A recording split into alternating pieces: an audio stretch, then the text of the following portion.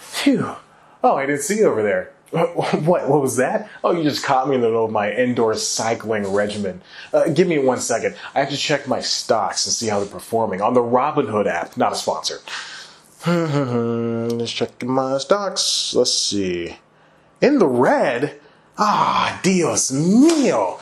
Man, yeah, I've been investing hundreds upon hundreds of dollars into the new Pog sensation. Now, you hear me out. Pogs haven't been cool since the 90s, but there's a new tech unicorn startup that's valued at $1 billion.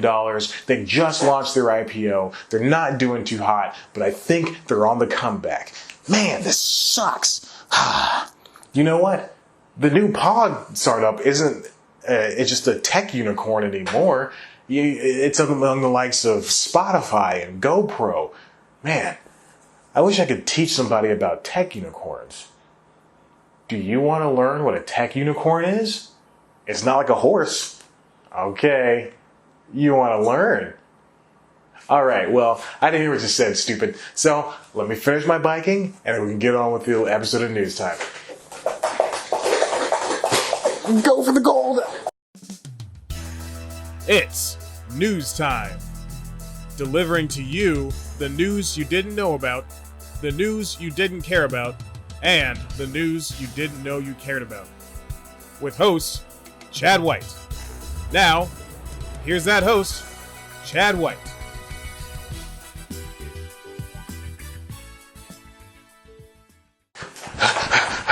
Oh, so tired from biking. Welcome back to News Time. I'm your host, Chad White, and this is the IPO news you didn't know about. I didn't really bike here. It's another business episode. Get over it. I know business, and I just want to teach it to you, kid. I just love you a bunch, you know? I promise this will be entertainment focused. Mostly. Partially. Let's get into it, shall we? Last week marked the introduction of one new IPO, Peloton, which failed spectacularly. No, really. It was just not good. Peloton traded down 11% of what it premiered at, $32 on Wednesday. The company only debuted in 2012 and currently has about 1.4 million users, so an early IPO is an unusual choice. But this is the way of the tech unicorns, as they're called, startup companies that appear to be doing well enough to waltz on Wall Street, hoping to trade stocks with the likes of Google, Apple, and Disney. Whether you know the term unicorn or not in relation to finance news, you definitely know or use the company's services. A unicorn is a privately held tech startup with a valuation of $1 billion. Instacart, Magic Leap, Vox Media, Roblox? I guess anybody can be valued at $1 billion. C plus comedy? Spotify, Square, Roku, GoPro, Uber, Twitter, Facebook, they used to be unicorns before they debuted on the public trading markets. Companies can pull out of the IPO process too. Peloton's top cycling competitor, SoulCycle, said no way to an IPO in the summer of 2018. I guess they should have said no to something else too. Which leads me to Endeavor Talent Agency. The company was supposed to go public, but decided against doing so once it saw how Peloton was performing. Yes, they're not in the same arena, but seeing how one company does when it lands on the market should put anyone else in the same position in a different mindset. But they're not the first to pull away in the same time frame. WeWork also had to slow the relationship down too. Okay, so their IPO decision was because of their CEO issues, but a decision is a decision, and a decision was made to not IPO. Miriam Gottfried of the Wall Street Journal has more on the topic. I think it has to do with the type of company that's IPOing. A lot of these are very big companies that have grown massive in the private markets, and sometimes their valuations have not kept up with the reality that the public market sees when they take a look at the companies. In all of these cases, the companies were not profitable. In Endeavor's case, it's been profitable in some quarters, but not consistently profitable. And I think the market just doesn't like to see these massive, unprofitable companies going public. There's no appetite for that. Profits, the wheel that drives the economy. Money, of course, is the root of all, I want to say, Knievel?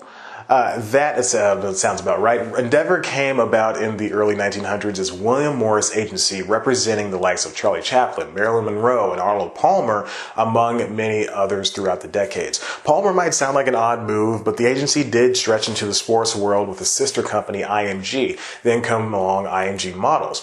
And Endeavor itself was born a little over 2 decades ago as a television-focused arm. Just 10 years ago, WMA and Endeavor merged to become WME, buying IMG a few years ago. Now WME cross IMG is Endeavor, and you know this useless information too. Companies like Endeavor and Peloton and pretty much all of the other unicorns are costly to run, even if it seems like they're doing well. Take Spotify. It was and is one of the only unicorn companies that opened an IPO in recent years to get into the green in terms of money. And guess what company is it? That's what happens when you throw paint at the wall and doesn't always stick. I will always make a show for you, Netflix. At first, when Endeavor saw Peloton go down, it decided to scale things back. A smaller number of shares would be sold and the price was to drop. But plans were nixed before they had a chance to grow.